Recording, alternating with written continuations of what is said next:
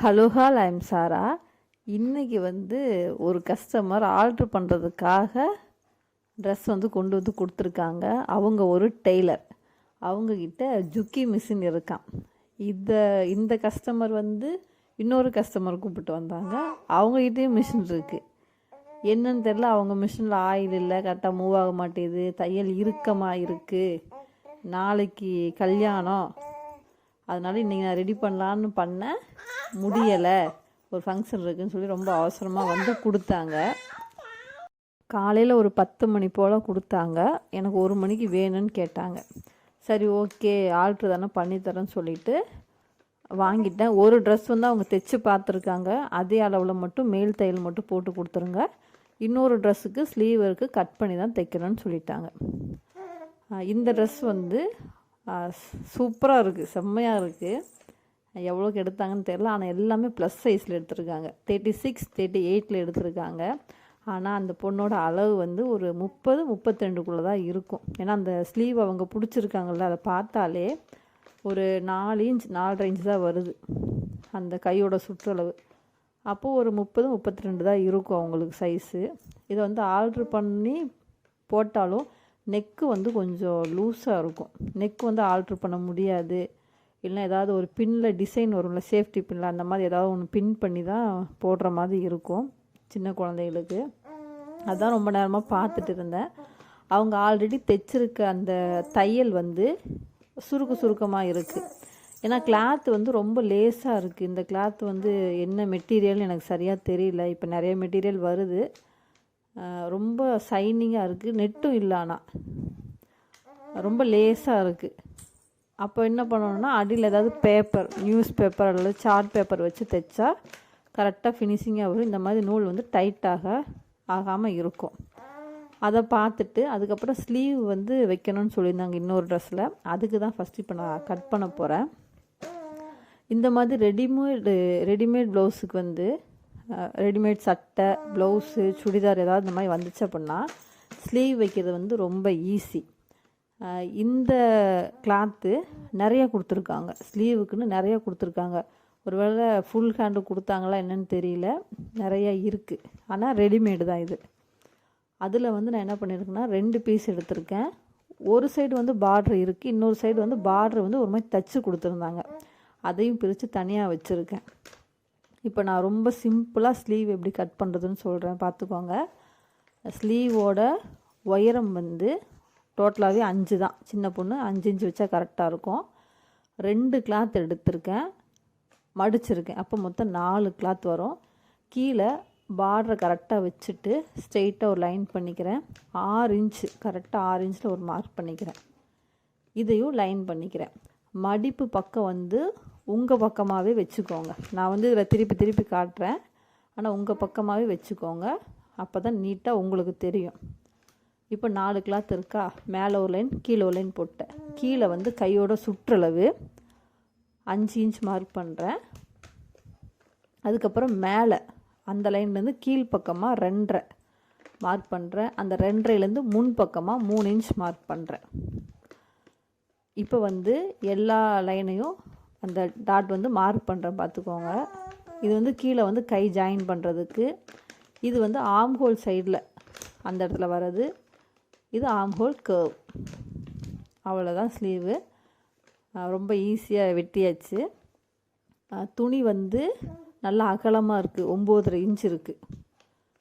அதாவது 4ல் ஒரு பகுதி 9.5 இன்ச் இருக்குது. இது வந்து யாருக்கு பொருந்தும்னா 40 சைஸ் வரைக்குமே இந்த அகலம் வந்து பொருந்தும்.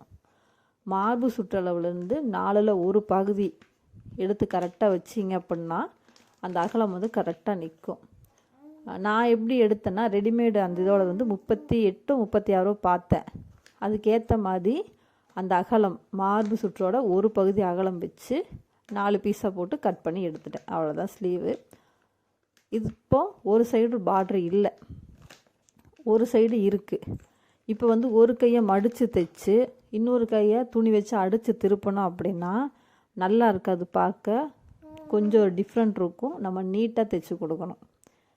அதனால் ஃபஸ்ட்டு வந்து பார்டர் இருக்கிற கையை வந்து அடித்து முடிச்சிட்டேன்.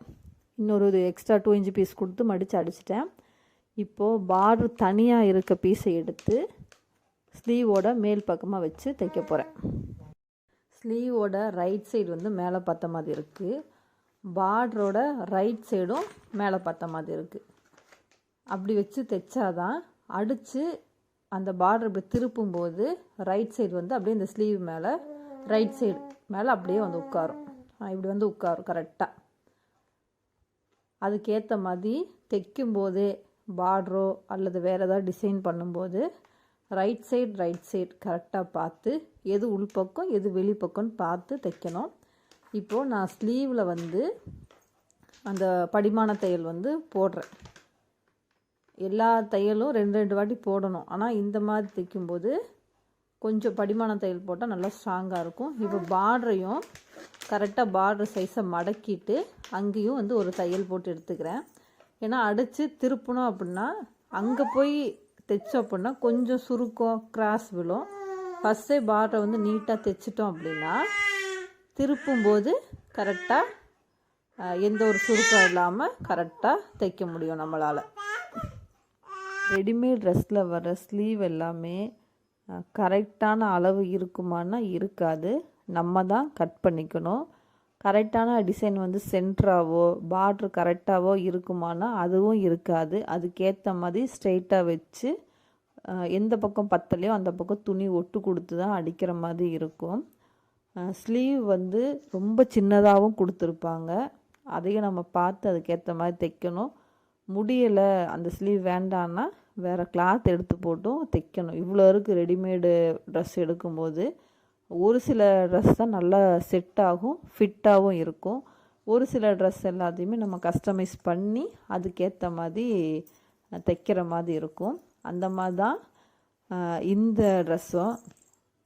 இப்போ வந்து நான் பார்டரையும் அடித்து 2 பார்டரும் கரெக்டாக இருக்கா அப்படின்னு பார்த்து சைடு வந்து ஜாயின் பண்ணுறேன். இந்த சைடும் ஜாயின் பண்ணி எடுத்துக்கிறேன். இப்போ சைடில் இருக்க எக்ஸ்ட்ரா பீஸ் எல்லாமே கட் பண்ணிக்கிறேன். இது வந்து பார்டரோட எக்ஸ்ட்ரா பீஸு. ஸ்லீவ் பக்கம் வந்து நான் கட் பண்ணலை. இப்போ வந்து ஸ்லீவ் வந்து ரெடி ஆயிடுச்சு. ஆப்போசிட் எடுத்து வச்சுருக்கேன். இதில் வந்து உள்பக்கம் கட் பண்ணலை, குடஞ்சி வெட்டலை. இப்போ டைரெக்டாக அந்த ப்ளவுஸ் பார்ட்டில் எடுத்து நம்ம ஸ்லீவ் வந்து தைக்க போகிறோம். இப்போ வந்து ரைட் சைடு வந்து மேலே பார்த்த மாதிரி வச்சுருக்கேன். அதே மாதிரி ஷோல்டர் ஜாயிண்ட் இருக்குல்ல ப்ளவுஸில், அந்த இடத்த ஸ்லீவோட சென்டரில் வச்சு அங்கேருந்து தான் தையல் போட ஸ்டார்ட் பண்ணுறேன். கொஞ்சம் டைட் வச்சுக்கிறேன். அடியில் இருக்க த்ரெட்டு வந்து கொஞ்சம் கரெக்டாக வரணும். துணி வந்து கொஞ்சம் திக்காக இருக்குது. இப்போது நான் தைக்கும்போது செகண்ட் லைனில் தைக்கிறேன்.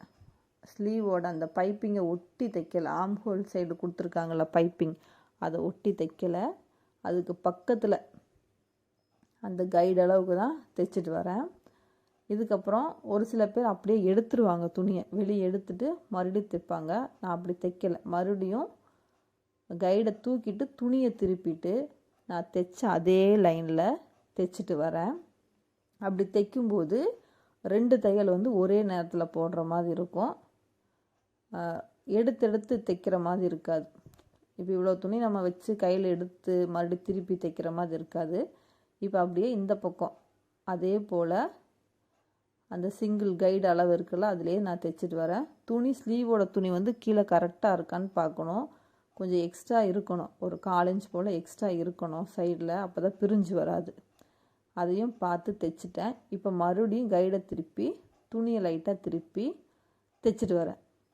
இப்போ வந்து மொத்தமாக 2 லைன் தையல் விழுந்த மாதிரி கணக்காயிருச்சு. இதுக்கப்புறம் என்ன பண்ணணும்னா பக்கத்தில் அந்த பைப்பிங் ஓரத்தில் வந்து ஒரு தையல் போடணும். என் மிஷினில் வந்து இந்த கைடை வச்சு நான் வந்து தையல் போட முடியாது.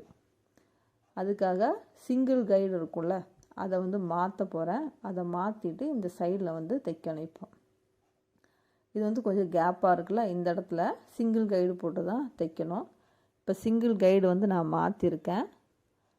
நெக்ஸ்ட்டு வந்து அந்த பைப்பிங் ஓரத்துலேயே ஸ்லீவில் பதிகிற மாதிரி தையல் போட்டு வரேன். இப்படி போடும்போது நல்லா ஸ்ட்ராங்காக இருக்கும், சீக்கிரம் வந்து பிரிஞ்சு வராது ஸ்லீவு. ஃபஸ்ட்டே இங்கே போடலாம், ஆனால் பின்னாடி பக்கம் வந்து அந்த துணி வந்து பிரிஞ்சு வர மாதிரி வரும். இப்போ 2 தையல் மேல் பக்கமாக வர மாதிரி போட்டிங்கன்னா துணி வந்து சீக்கிரம் பிரிஞ்சு வராது, நல்லா ஸ்ட்ராங்காக நிற்கும். ஏன்னா இந்த இடத்துல ஓவர்லாக்கும் போட முடியாது, வேறு துணியும் மடித்து அடிக்க முடியாது. இப்படி அடித்தாதான் கொஞ்சம் நல்லாயிருக்கும். இப்போ வந்து இந்த பக்கமும் ரெண்டு ஸ்லீவில் இது 2வது ஸ்லீவ், இதுக்கும் வந்து பைப்பிங் ஓரமாகவே தைக்கிறேன். ஒரு ஸ்லீவ் முடிச்சுன்னு இன்னொரு ஸ்லீவ் தைக்கணும், அப்போ தான் அந்த கரெக்டாக இருக்கும். அந்த பழக்கத்தை வந்து எப்போவுமே வச்சுக்கோங்க. ஒரு ஸ்லீவ் ஃபுல்லாக முடிச்சதுக்கப்புறம் இன்னொரு ஸ்லீவ் எடுக்கக்கூடாது. இப்போ தையல் வந்து 2 தையல் இருக்குது பார்த்தீங்களா, அந்த எக்ஸ்ட்ரா பீஸும் பிரிஞ்சு வராது, உள்ளேயும் பிசுறு வந்து அந்த அளவுக்கு வராது. இப்போ வந்து சைடு ஜாயின் பண்ண போகிறேன். நான் ஆல்ரெடி சொல்லியிருந்தேன் இவங்களுக்கு வந்து ஒரு 32-30 தான் இருக்கும் அப்படின்னு சொல்லி. ஆனாலும் 5 இன்ச்சு வைக்கிறேன் கையோட சுற்றளவு. 4 வச்சு டைட் ஆயிடுச்சுன்னா பிரிச்சுட்ருப்பாங்க, ஏன்னா அவசரத்துக்கு வந்திருக்காங்க. அப்புறம் பிரிச்சுட்ருக்க அவங்களுக்கு டைம் இல்லைன்னு சொல்லிட்டு மேலே வந்து 5 வச்சு, ஆம் ஹோல் சைடு வந்து 7 வச்சுருக்கேன். இதெல்லாமே டிப்ஸு தான் நான் சொல்கிறது. எந்த ஒரு ப்ளவுஸ் தைச்சாலும் ஸ்லீவோட கரெக்டான ஹைட்டு வந்து 6 இன்ச்சு.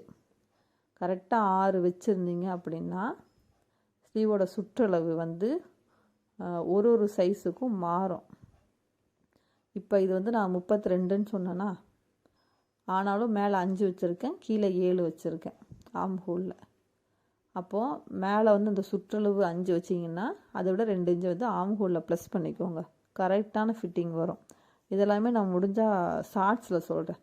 ப்ளவுஸ் தைக்கும்போது உங்களுக்கு சொன்னால் கரெக்டாக புரியும். இது வந்து ஒரு மாதிரி சட்டை மாதிரி இருக்குது, இதில் வந்து அந்தளவுக்கு புரியாது. ப்ளவுஸில் தைக்கும்போது அந்த அளவுகள் வந்து நான் சொல்கிறேன். ரெகுலராக போய் கடையில் தைக்கிறவங்களுக்கு இந்த டெக்னிக் எல்லாமே தெரியும். அதெல்லாமே நம்ம கற்றுக்கணும். அதை வந்து விளக்கமாக சொல்கிறேன் ஒரு நாள். இப்போ அந்த சைடில் இருக்க நூல்லாம் கட் பண்ணி, சைடில் இருக்க எக்ஸ்ட்ரா பீஸ் எல்லாம் நான் கட் பண்ணி எடுத்துட்டேன் அந்த இதில். அவ்வளோதான் முடிஞ்சுது அந்த ட்ரெஸ்ஸு. இது வந்து இன்னொரு ட்ரெஸ்ஸு.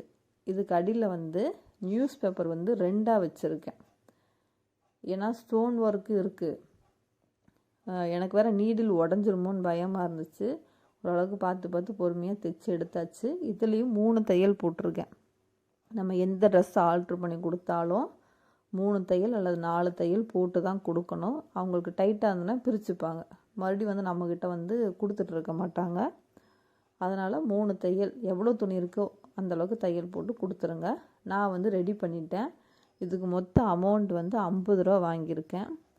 இந்த ஸ்லீவுக்கு வந்து 40 ரூபா, ஸ்லீவு கட் பண்ணி தைச்சு சைடெல்லாம் அடிக்கிறதுக்கு 40 ரூபா. இந்த